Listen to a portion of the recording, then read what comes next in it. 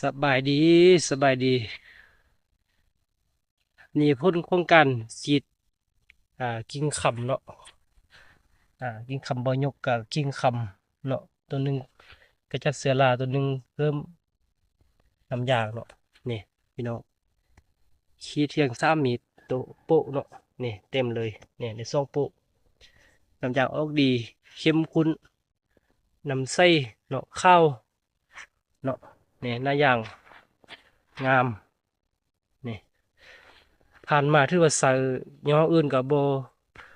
บได้ดีสั้นๆเนาะเพียง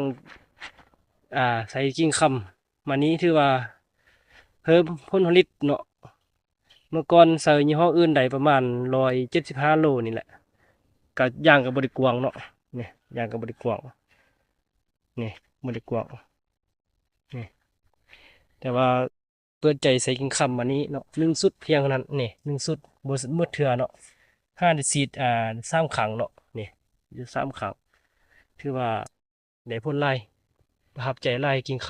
ำ เนาะลองใส่เบิ่งพี่น้องบ่เชื่อลองต้องลองเนาะบ่ลองบ่ฮู้เนาะเนาะอ่า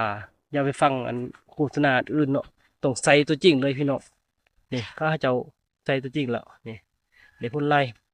บ่แม่นแต่ต้นนี้ออกเนาะต้นอื่นก็ออกคือกันนี่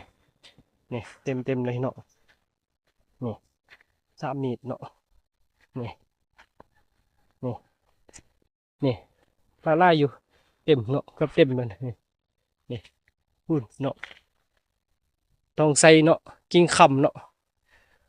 ในพ่นไล่กิ่งคำเนาะ1 สุดเพียงนั้นเพียงเท่านั้นเนาะนี่นี่ในพ่นไล่ขอบใจกิ่งคำเนาะ